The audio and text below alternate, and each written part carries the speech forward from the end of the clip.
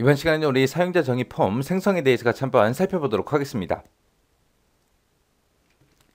자, 우리가 사용자 정의 폼을 생성하는 거요. 자, 얘는 이제 VB2에서 우리 삽입이라는 메뉴에 들어가게 되면 사용자 정의 폼이라는 이 메뉴가 있습니다. 얘를 클릭하게 되면 이제 유저 폼 1이라고 해서 사용자 정의 폼이 이제 생성이 돼요. 그때 이제 기본 이름이 유저 폼 1이라는 거예요.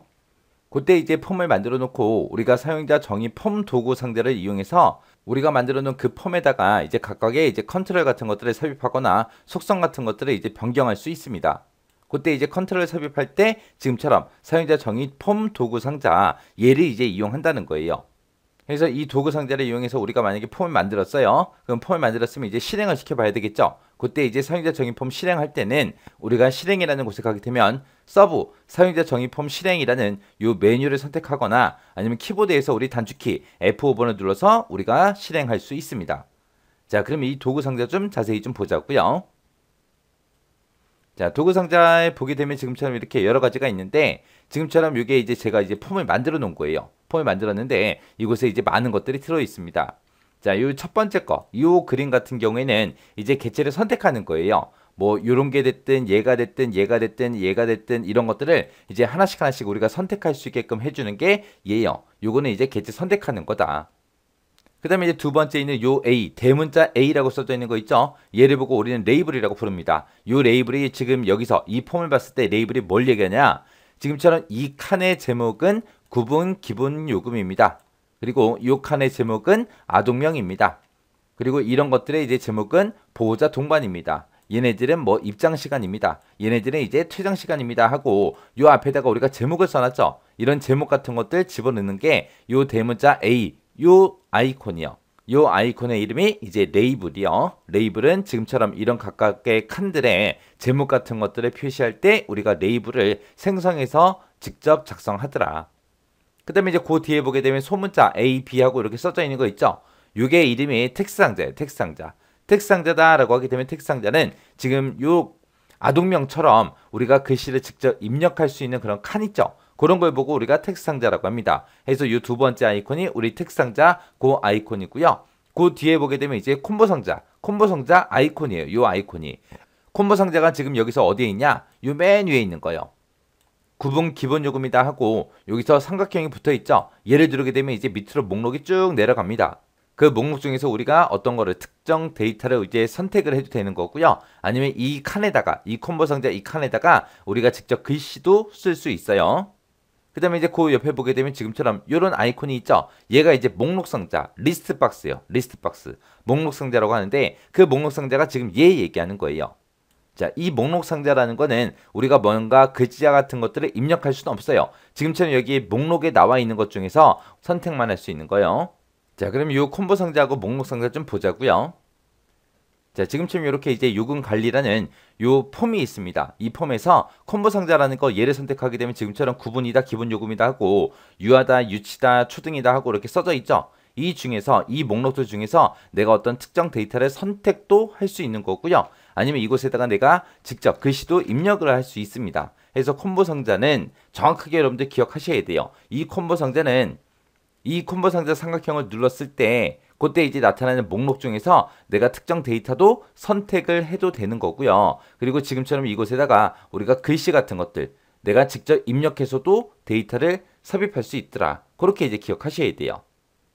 그 다음에 이제 그 밑에 이제 유하다, 유치다, 초등이다 하고 여기 써져 있죠. 이 부분이 이제 리스트 상자요. 리스트 상자, 목록 상자. 여기서는 우리 데이터를 입력할 수 있다 없다? 없다. 그냥 이곳에 나타나 있는 데이터들 중에서 우리가 하나를 선택하는 거다.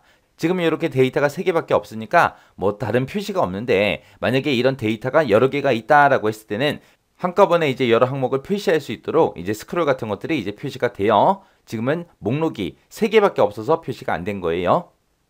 그래서 이 콤보 상자하고 이 리스트 상자, 목록 상자요. 이 목록 상자의 차이점 정확하게 기억하셔야 돼요. 그 다음에 그 옆에 보게 되면 이제 옵션 단추가 있습니다. 자, 체크박스랑 우리 옵션 단추랑 같이 좀 보자고요. 체크박스는 얘예요. 아침이다, 점심이다, 저녁이다 해서 이렇게 네모칸으로 생긴 거 이것을 이제 클릭하게 되면 이제 V자 표시가 들어가는 거죠. 이게 우리 체크박스요. 그 다음에 얘 동그라미 모양으로 된 거 있죠? 요게 이제 옵션 단추요. 옵션 단추. 자, 이 옵션 단추랑 이 체크박스의 차이점도 정확하게 기억하셔야 돼요. 이 체크박스는 내가 이렇게 여러 개가 있을 때 이 여러 개를 전부 다 이제 선택을 해도 돼요. 한 개만 내가 선택해도 되고, 두 개를 선택해도 되고, 세 개를 선택해도 되고, 그렇게 이제 여러 개의 값을 우리가 선택을 할 수 있는데, 이 옵션 단추 같은 경우에는 지금 유다, 무다 하고 두 가지가 있죠. 이 둘 중에 딱 하나만 선택할 수 있는 거예요.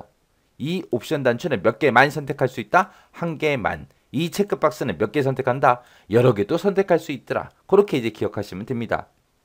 그 다음에 이제 그 옆에 보게 되면 얘를 보고 우리가 토글 단추라고 합니다. 토글 단추. 토글 단추는 두 가지 상태를 번갈아 가면서 둘 중에 이제 하나를 지정할 수 있게끔 우리가 만들어 놓은 그 단추를 보고 우리가 토글 단추라고 그렇게 부릅니다.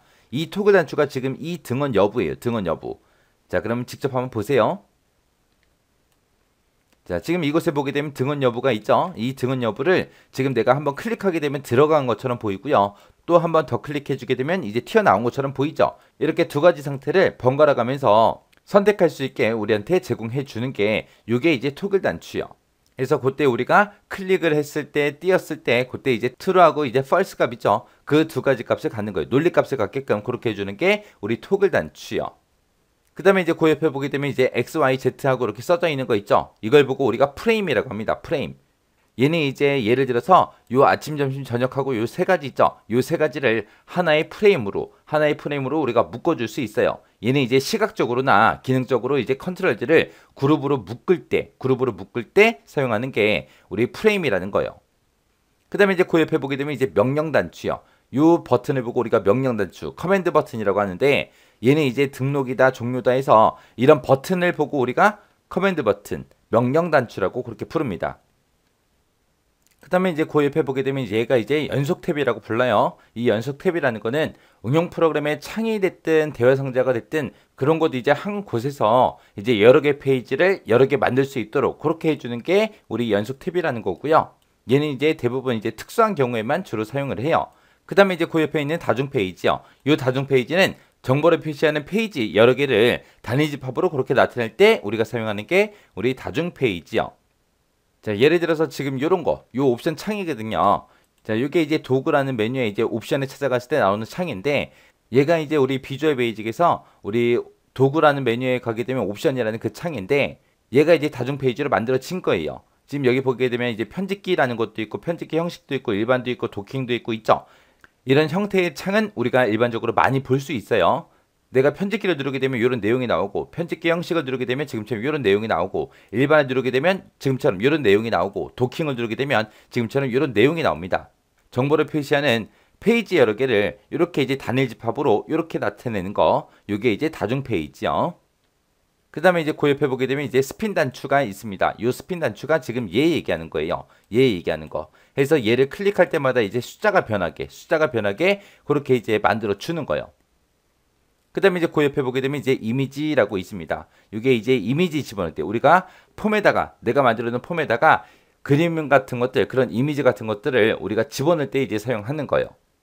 그 다음에 이제 그 옆에 있는 요 아이콘이 REF 에디터라고 부르고요. 얘는 이제 범위를 입력받을 때 사용하면 이제 유용한 그런 컨트롤이에요. 그래서 컨트롤 오른쪽에 확장 단추가 표시가 돼서 마우스를 이용해서 우리가 범위를 설정할 수 있게끔 도와줍니다. 그래서 우리 사용자적인 폼에 도구 상자에 보게 되면 이런 여러 가지 컨트롤들이 있더라. 요 각각의 이제 컨트롤들마다 특징이 있으니까 그 특징 잘 기억하셔야 돼요. 우리 교재에 보면 자세히 써져 있으니까 그 특징들 잘 정리하고 지나가시기 바랍니다.